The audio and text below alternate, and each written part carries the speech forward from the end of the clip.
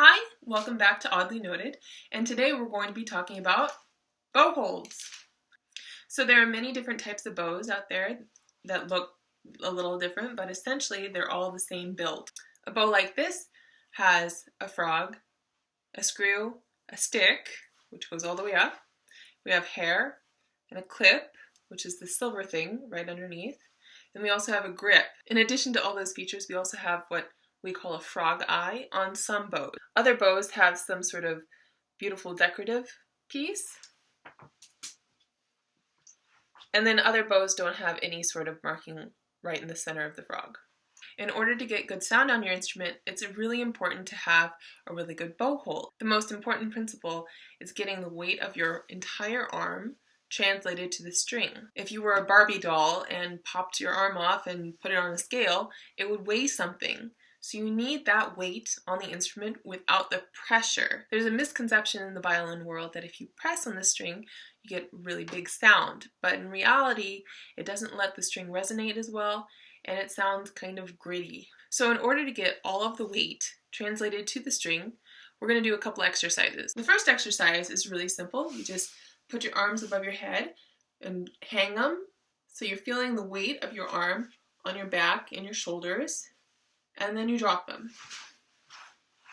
And you can do this many times before you start practicing. It sort of warms up all the muscles and drop.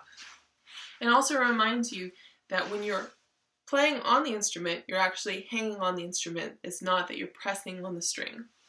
Okay, the next exercise that we'll do is sort of like when you dip your fingers in water and you want to spray it at someone, you shoot your fingers out like that. So like that. And this is actually a really important motion. And you can put your thumb in front, but also try putting your thumb behind and just practicing this motion. A lot of people don't think about using their palm when playing the instrument. It is actually really important because the fingers should function sort of as a shock absorber. They don't actually hold the bow and manipulate it like you would, per se, fine detail work. It's really different if you were to write something, you're actually using your fingers. For the bow, you're actually using the fingers as a shock absorber, so they're not in control. It's actually the hand that's going to be in control. So now that you've done this several times, try it a little smaller and focus on feeling that palm fill up like there was a balloon in there, and then expanding it like you're dropping something. Let's talk about where to put the fingers on the bow. So first up is your thumb, and it goes in between the grip and the frog. Some grips actually extend all the way back, so just try and get it as close to the frog as possible. Another thing that you need to know about the thumb is that you need to put it right on the tip. If you put any pad on that spot, it's going to really lock up your hand even if the thumb is bent. And it's really important that the thumb is bent.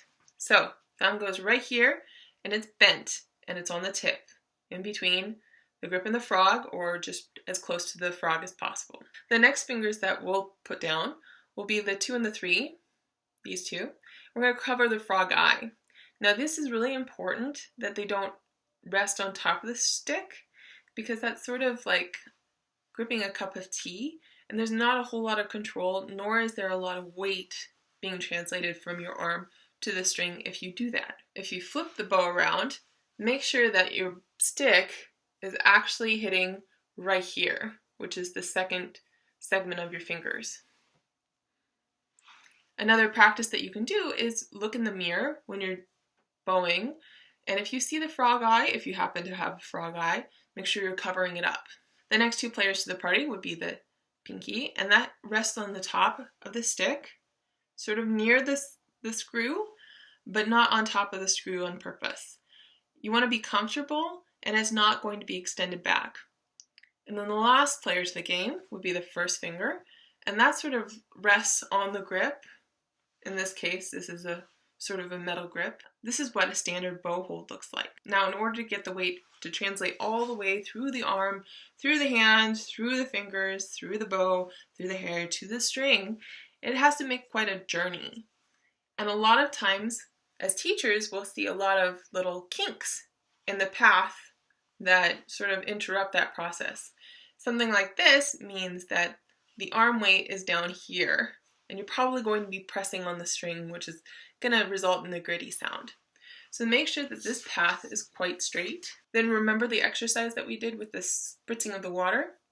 That's sort of the motion that you want with your hand. The fingers are actually reactive and less active than most people think. If you think about a string being tied to the very base joint of your first finger and pulling up, and then on the base of your fourth finger pulling down, the fingers are actually just followers for this. You can also think about painting. These are sort of your bristles, and this is your brush head, and then they sort of go along with you. You can do this against a wall or a book. And if you're doing your homework or something like that, you can actually practice doing that. Sort of like slow motion spritzing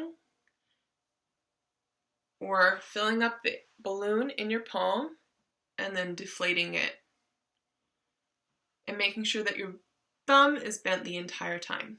So you can do a couple exercises. You can travel up the bow like I've been doing, up and down, and making sure that the motion begins from those base joints that we talked about. And then you can do smaller motions and smaller still until you don't even need to move the hand. You're just focusing on those points going up and down. Another exercise that I like to do on the instrument is sort of similar. You're going to put your bow on the string and just lock it there. You're not going to move the bow on purpose. And just practice that motion. You might hear a little grit while you do this, and that's totally okay. Just focusing on pulling from the top joint and then pulling from the bottom joint on the down bows. You can also try a couple actual bows, making sure that the instigator is right here on the down bow. And then again, the instigator is the first finger base joint, and it goes up and the fingers follow. Good. The last little exercise I like to do sort of helps me remember to incorporate the entire weight on the string, just like we did with the floppy drops that we had. And this is something that you need to make sure that you have plenty of room in front of you, that you're not going to hit your bow against anything. And we're going to sort of drop all the way to the ground, and just making sure that we go through the bow with the hand. So here we go. So we're instigating with this joint. It goes first and the fingers follow.